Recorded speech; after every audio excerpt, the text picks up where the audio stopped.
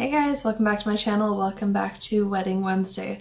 Today I'm going to be talking about my wedding and coronavirus.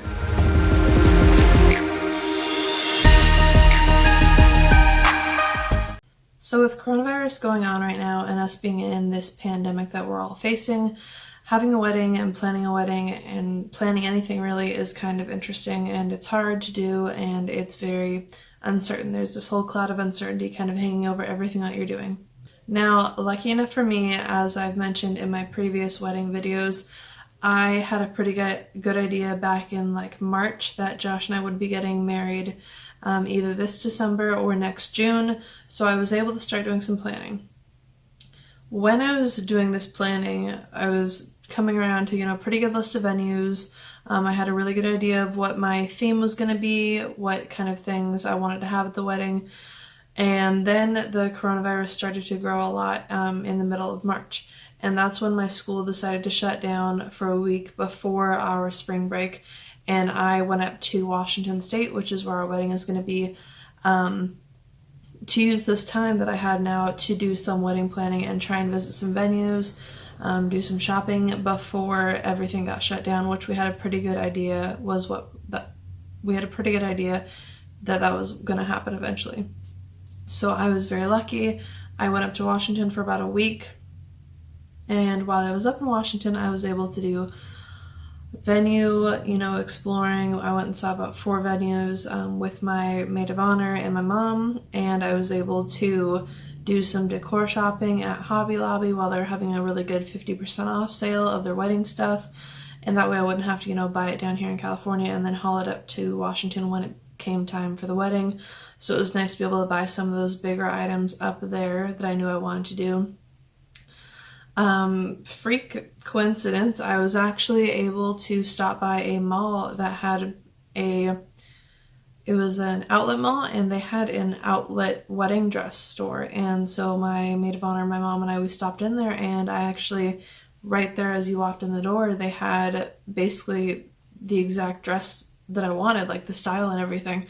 And so we, went and looked around a little bit, and we found that exact dress, in a bunch of different sizes. And then we also found the similar dress that had a smaller train on it, because the original one had a gigantic train on it.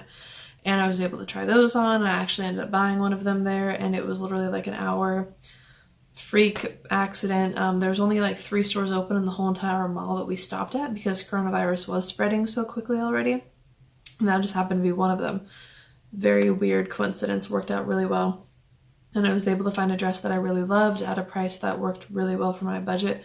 Also, luckily for me, my mom and my dad did end up buying it for me at the time, so that was really nice of them, and that helped with, the cost of a wedding. So I was able to do venue shopping. Turns out I chose a venue that was not one of those that I actually went and visited. I got my wedding dress, I got some of my big decor items, and I got a lot of other items on sale. I was able to ask at least my maid of honor in person if she would be my maid of honor, and I was able to kind of quasi, ask a couple of my bridesmaids, because at least I was in the same state as them, but I couldn't end up meeting up with them, but I got to talk to them. And then I also ended up making my favors for the wedding, and the reason I did this was because I knew all the art stores were having a lot of sales, and I had the idea of making candles for our favors. So I was able to buy the supplies while it was on sale and the stores were still open, and I could do it up there in Washington. So I made our favors, which I'll insert a photo if I have one.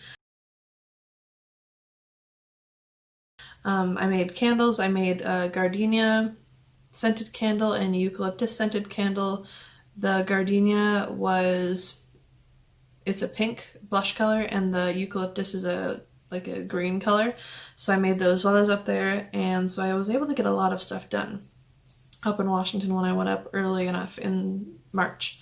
Now, things that I was able to do online still, even though coronavirus was spreading and things were getting shut down, I was able to book our venue. Now, like I said, I didn't actually end up visiting our venue, but I was able to email with the people at the city of Mukilteo, and I was able to fill out the application online, things like that, and then eventually put down my deposit for the venue. So I was able to do that online, and then I was also able to do the DJ and booking the DJ that we wanted, so I was able to do that online. And so I had those two major things out of the way along with my wedding dress. So the month of March was really productive for me for planning, and it was really great because people were still at work sometimes, so they were able to, answer emails and, submit deposits and things like that.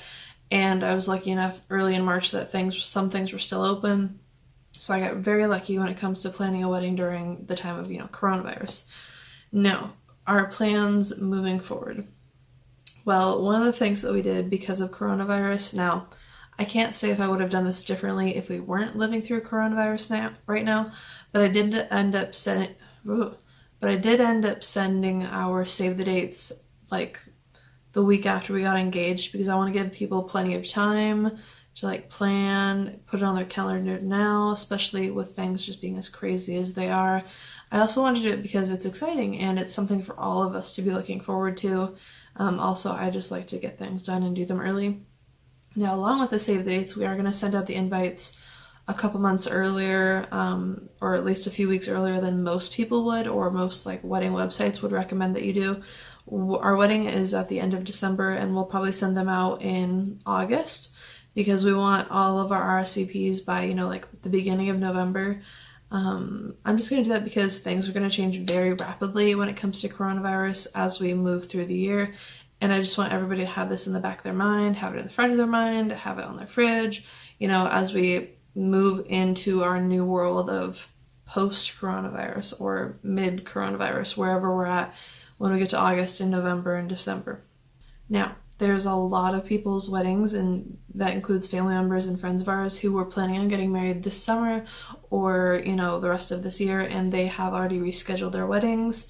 The latest one that I know of that was rescheduled was one that was in August, so still kind of a summer wedding. They have chosen to just move their dates later on or to the same date next year, and we're not planning on doing that right now. Now, we are getting married at the end of December, so I would like to think that we will have a fairly normal world by that time. It won't be perfect, I know that, but we don't have any plans on rescheduling right now. Now, in 3 or 4 months, that might change because things might be still moving very slowly and we won't have a whole lot of time left. And if that's the case, then I will, of course, update you guys and we'll update our family members and friends when that time comes. Because of the proximity to our families, we are not too concerned about them being able to travel to the wedding because most of our family and friends live in Western Washington. We are really the only major people that have to travel for the wedding. But if we really had to reschedule and we didn't want to try and rebook the venue for a whole year out, which is most likely the case, if not 2 years out, which that's not something we would like to do at all, then we would definitely consider doing a smaller party if that was allowed. By that time, I would assume we'd be up to a pretty good number of people, 50 or 100 people at an event, hopefully by that time. So if we had to, we could definitely, cut our invites down to 50 people. Our max is 100 people, so hopefully we'll be at that max 100 people at least by the time December rolls around. But if we need to, we could definitely, tone things down. Our family and friends are not going to be mad with us or anything like that if that ends up happening. But right now, I was very lucky that I got in some early planning, and we were very lucky that we were able to find a venue and a DJ and find my dress and get engaged all before this kind of really went crazy. And we're sticking to our plan right now. So that is what it is like right now for us planning our wedding, and I hope that everybody else out there who's planning a wedding can find some solution to any problems that crop up, because I know it's a big day and you want it to be as smooth and beautiful and normal as possible, but a lot of things like that aren't smooth and beautiful and normal right now, unfortunately. So that is what is going on, and hopefully things stick the path right now. Stick to the plan. Hopefully.